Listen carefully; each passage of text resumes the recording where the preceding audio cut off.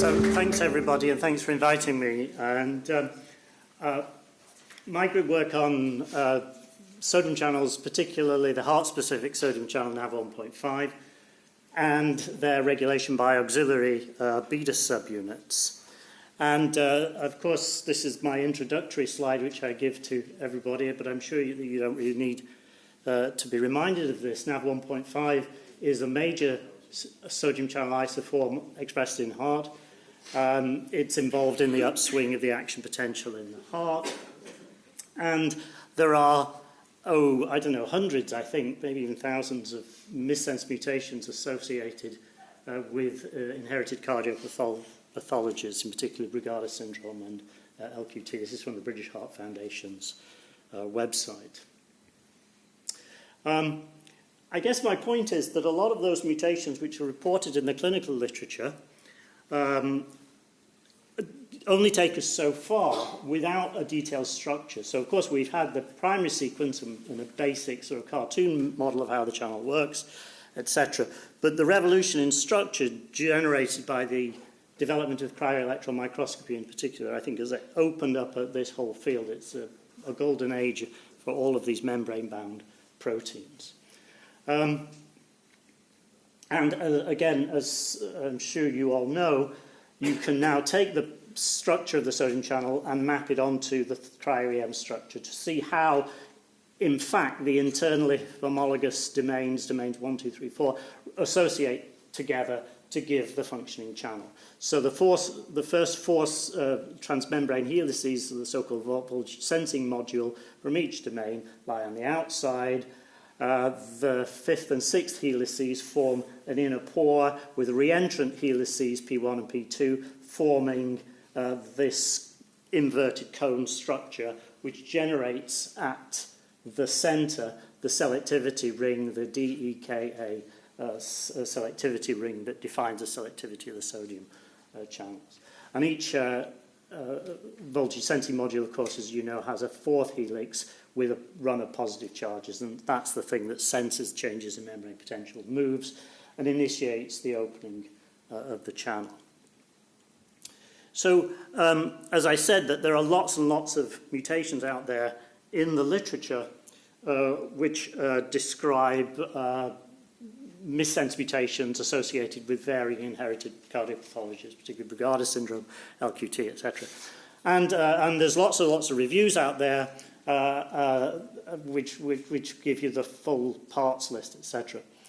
And many of the mutations occur in what you might call the obvious places, so mutations in the voltage center, the S4 helices, perhaps, the inactivation gate, the mutations in the Decker ring, and deep into the pore at the selectivity filter, etc. And also the C-terminal domain, which is not well resolved in cryo-EM structures, but contains binding sites for calmodulin and all sorts of other regulatory molecules as well. So lots and lots of those Brugada mutations are in what you might call the obvious places, but there are a few Brugada mutations which have been in the clinical literature for many years, actually, where the location is not so obvious. And the one in particular that we sort of got curious about was this one in R887C, actually, is the Brugada mutation. It was characterized by Ming Lee's group in Oxford. And they showed that mutating that arginine residue generated a channel which is completely dead electrophysiologically. Okay? But what they also showed that it nevertheless got processed in the ER normally, was exported normally, and ended up on the plasma membrane. So this is a mutation which, although it's completely dead, nevertheless traffics to the surface normally.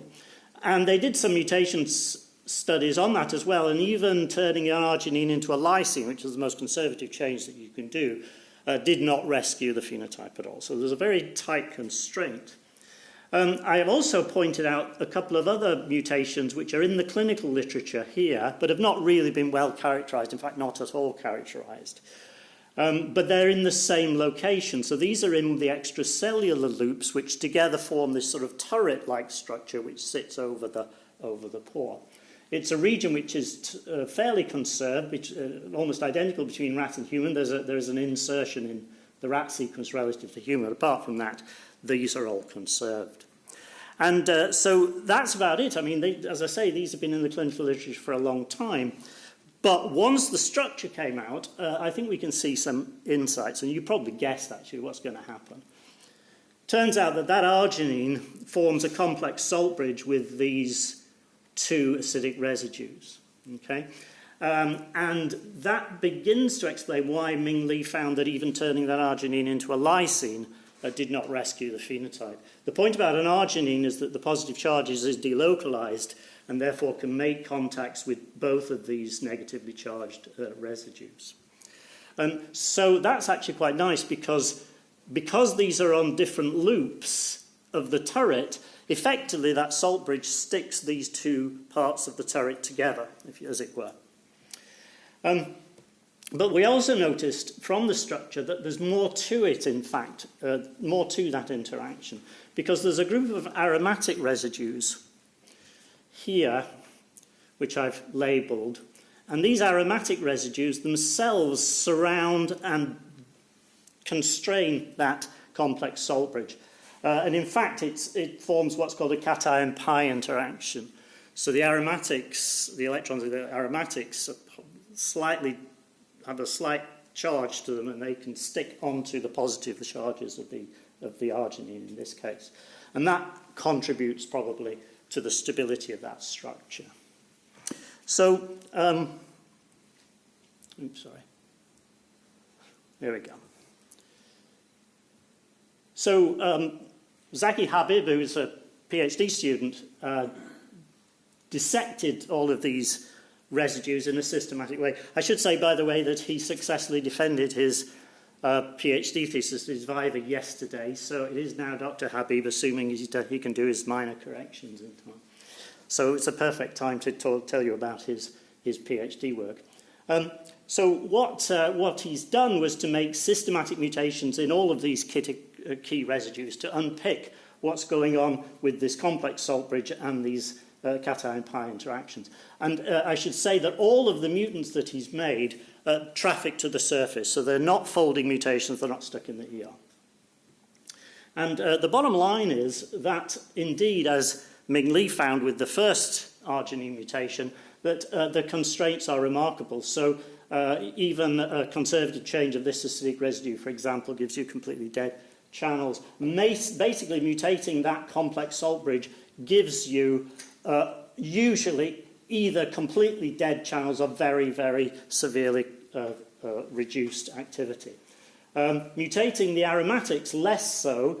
A nice example actually here is the tyrosine as part of this, the undersurface of the cation-pi interaction. It makes a hydrogen bond to a tryptophan here, and turning that into a phenylalanine, in other words, removing that hydrogen bond, is enough to reduce the peak current by about 50%.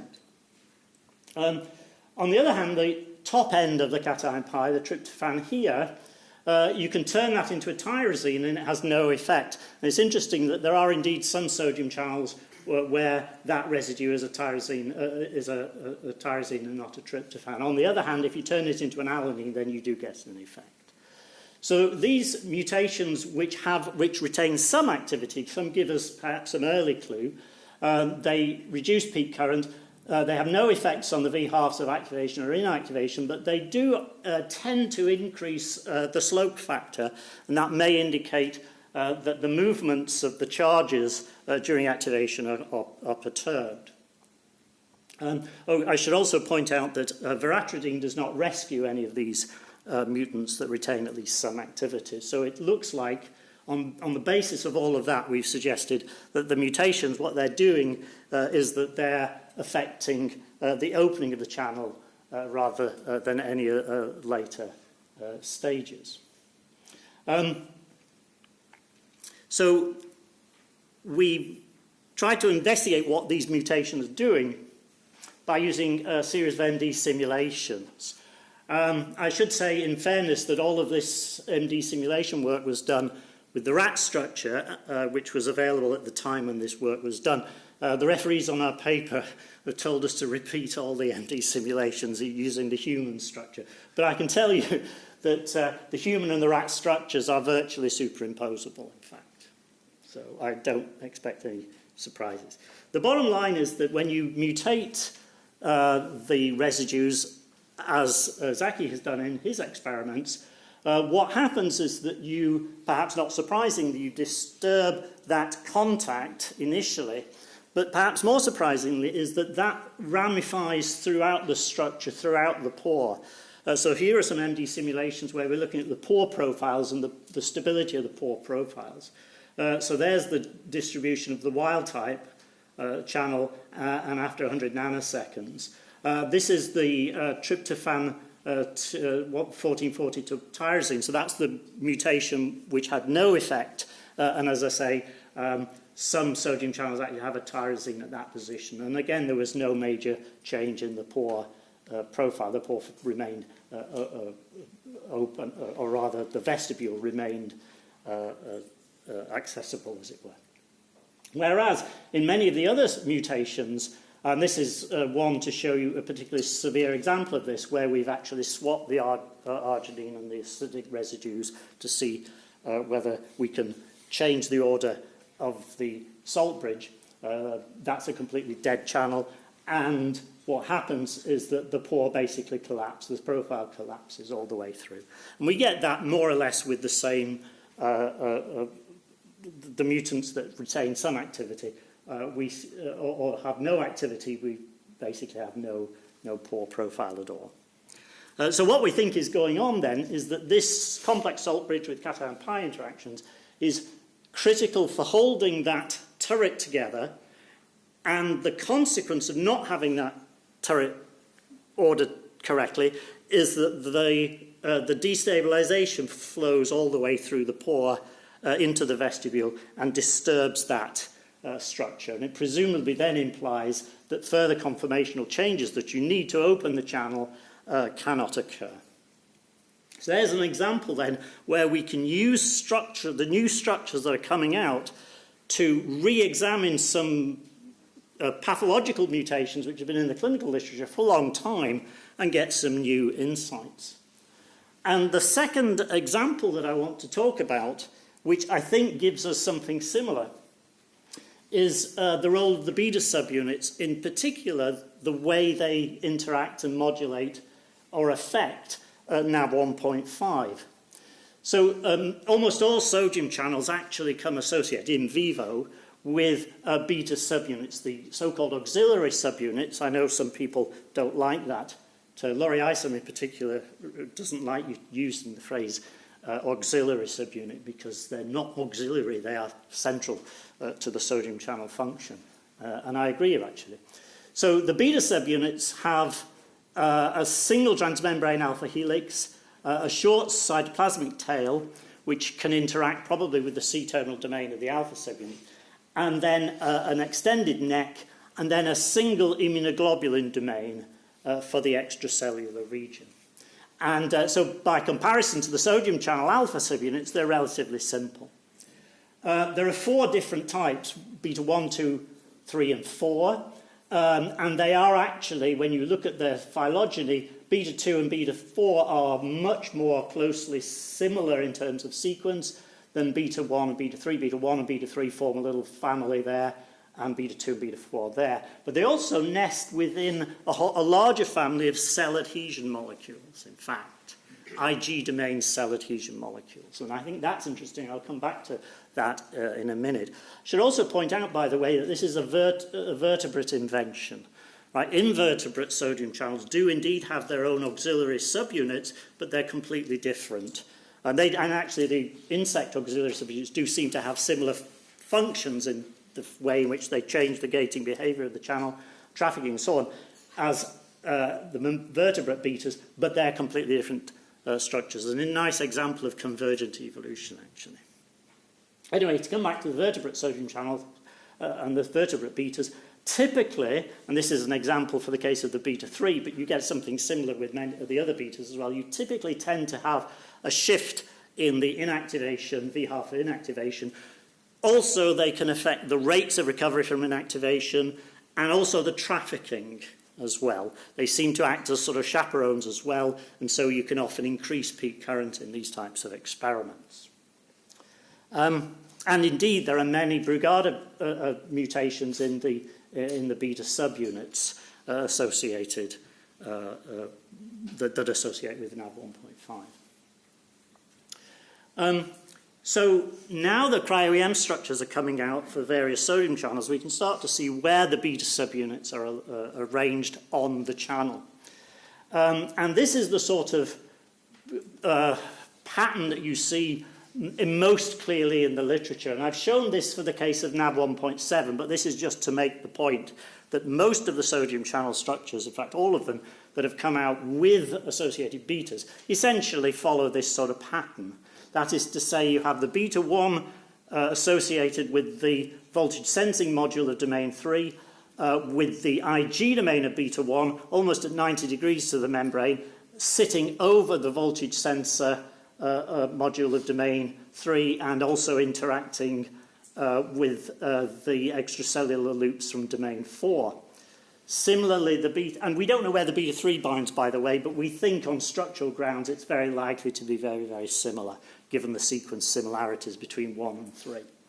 On the other hand, the beta 2 and the beta 4 IG domain is binding to a site on the extracellular loop regions of domain 2. And unlike beta 1 and beta 3, in most cases, beta 2 and beta 4 is covalently attached via a disulfide bond. There's a free cysteine on that extracellular loop region of domain 2 that connects to a free cysteine and exposed cysteine, corresponding cysteine on the beta 2 and the beta 4 IG domain.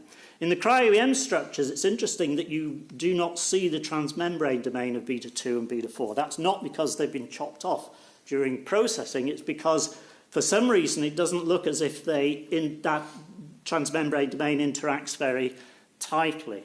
I guess you could argue that because it's disulfide bonded and therefore covalently attached, it doesn't matter so much. But it's interesting that it doesn't seem to have a resolvable transmembrane domain in many of these cryo-EM structures. So either the transmembrane domain of the beta 2 and beta 4 is interacting very weakly and it's not survived the purification process, or it may be that there is some third auxiliary subunit somewhere which is helping that interaction, whatever.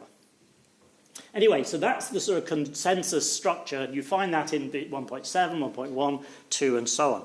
So it's tempting to think that that's going to be the same for all of the channels. But as I argue in the next bit of this talk, I think for the case of NAV 1.5, there's an argument for saying that that's not right. And I'll explain why I think that's not right.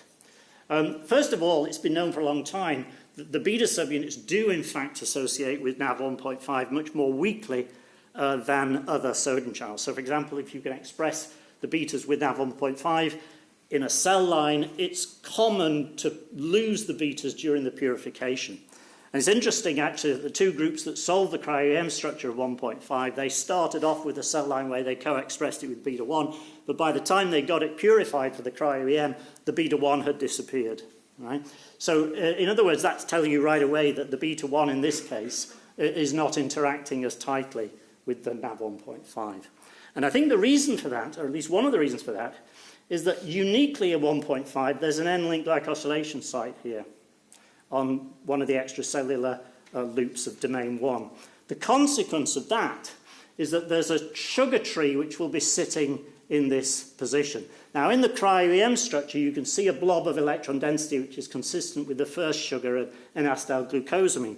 But it should be emphasized that when you have a mature sugar tree added in the endoplasmic reticulum, it's quite a complex tree with multiple branches and so on. So the effective footprint of that sugar tree will be considerably greater. The reason you don't see the rest of this in the cryo-EM is probably because the tips of the sugars are disordered or flopping around. But it's clear that the footprint, effective footprint, will sit right over there, and that is where you would expect the IG domain of beta 1 to bind, and indeed where it does bind in all the other sodium channels.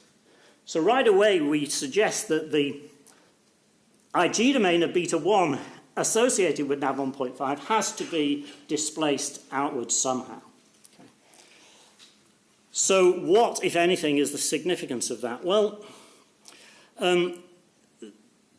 this is an interesting paper that came out a couple of years ago from a Graudi's group, looking at, in detail, at the structure of the intercalated discs in cardiomyocytes, and in particular the subanatomical structures, because within that you've got different regions. You've got the gap junctions, and you've got areas called the perinexus, where membranes of adjacent cells are very close together, about 15 or so nanometers apart. And these tend to be packed with very high densities on both of the sides of the membranes with NaV 1.5 and also beta 1.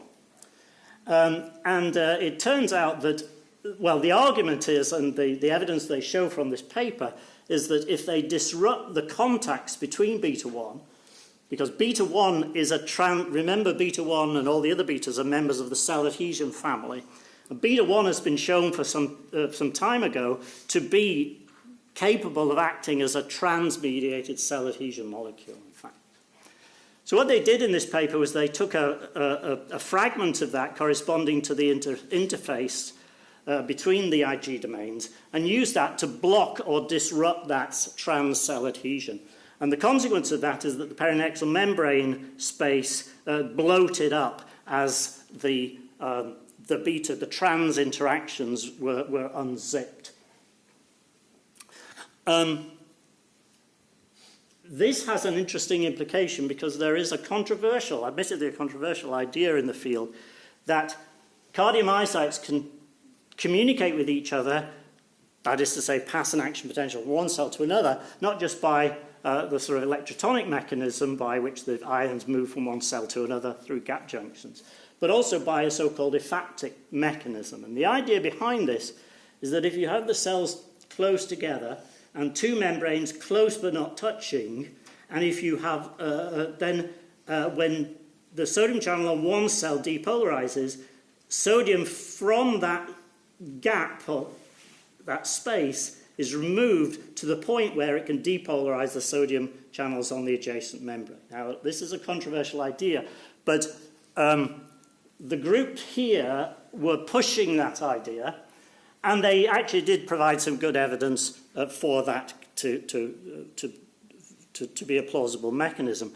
Mathematical modeling of that sort of process suggests that you can get it to work, but there are severe constraints, one of which you have to have lots and lots of sodium channels packed very close together on the membranes together. You also have to be very careful to keep the distance here an optimum, and the optimum is about of the order of 15 to 20 nanometers, so a similar sort of size that was being studied here. And when that is broken by breaking these trans-cell adhesion interactions, the perinexal membrane bloated, and as a consequence of that, this ephaptic mechanism was much less effective. But the point is, and what I want to draw your attention to, is this little cartoon that they showed, in which they have the sodium channels there, and then their associated beta subunits, their beta 1s, acting as the glue, as it were, between the two membranes.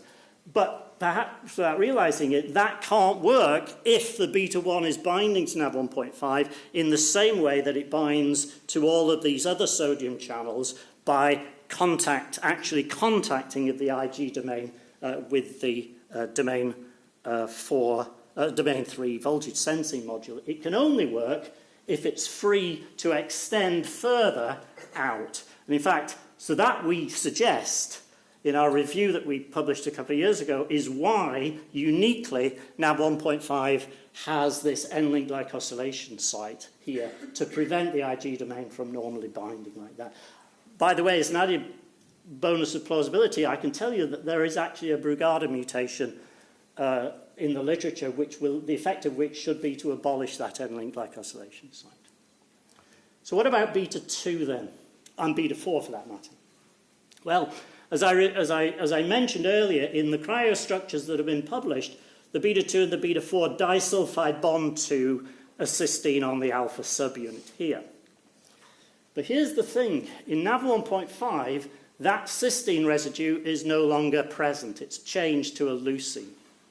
Right? So therefore, it is impossible for the beta 2 and the beta 4 Ig domains to form a disulfide covalent bond with NaV 1.5. And again, it's been known for some time that you can co-IP, or when you try and co-IP, they don't tend to survive that co-immunoprecipitation. On the other hand, if you put beta 2 and beta 4 into cells with NaV 1.5, you will get effects on the gating behavior. So there is clearly some sort of interaction.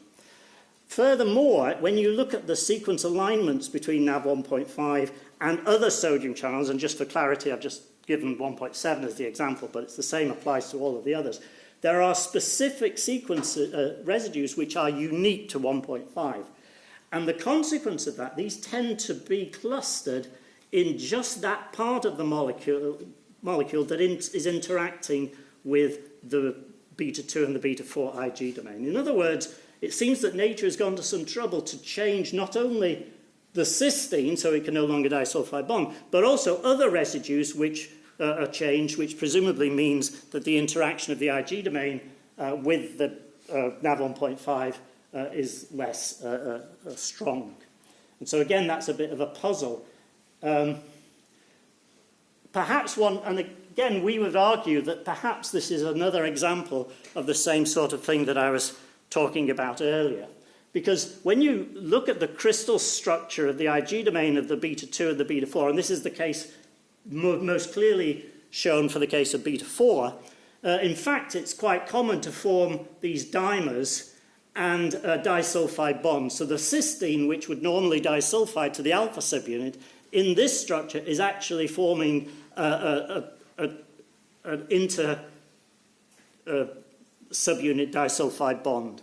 Not only that, but actually there's a phenomenon called strand swapping, where you get a beta strand from one Ig domain, which has swapped over and is now forming a beta strand with the corresponding region on the other. This strand swap, by the way, is not uncommon in Ig domain cell adhesion molecules. But the point is that can't happen if the Ig domain of beta 2 is disulfide bonded to the alpha subunit. It can only happen if somehow that interaction with the alpha subunit is prevented. And I would argue that that's another reason why NaV 1.5 uniquely has these features which would tend to prevent the Ig domain of beta 2 and beta 4 binding to it in the way that it binds to all the other sodium channels.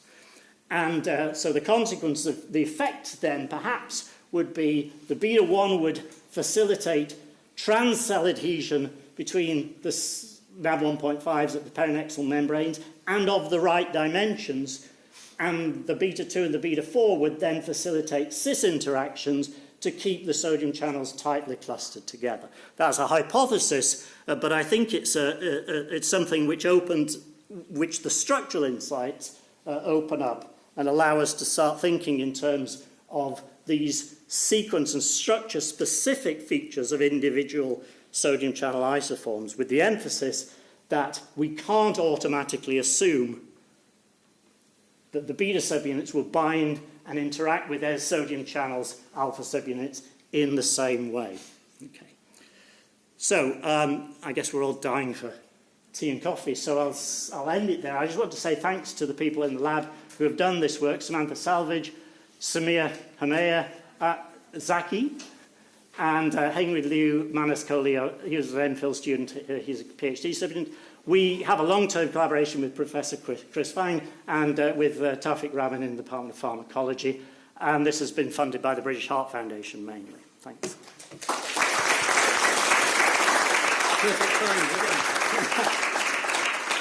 Okay, thank you very much. So, do we have some questions from the audience? Oh, hi. Hey, Tony, good talk again. Yeah, thanks.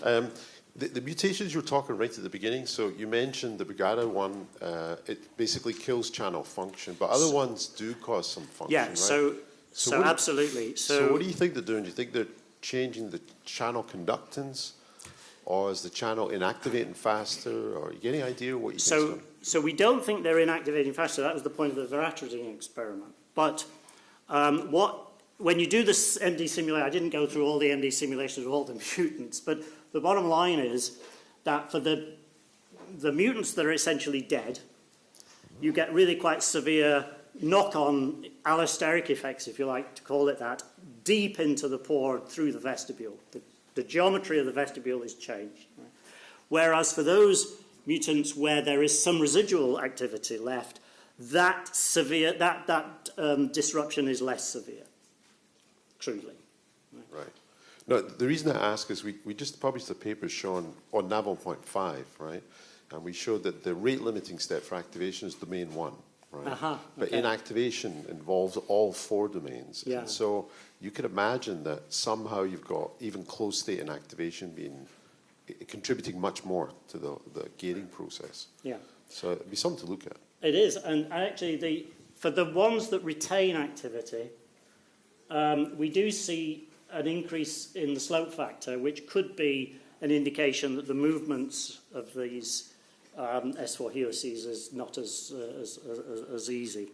But, Yeah, thanks. Can I just ask quickly, do the beta subunits affect how the mutations... so we haven't tried the betas with those mutations, because then you're into combinatorial explosions and everything. So I should explain that first part of the section, as I mentioned, was a large chunk of Zaki's PhD, where he systematically unpicked these mutations. And we felt at the time that because we wanted the simplest possible model, we would avoid betas, because then you're into the issue about, well, which betas and which combination of betas and so on and so forth. Now that we've actually got that first generation set of data sets, it might well indeed be interesting to look at more targeted experiments with individual betas. Oh, just, you want to ask a question?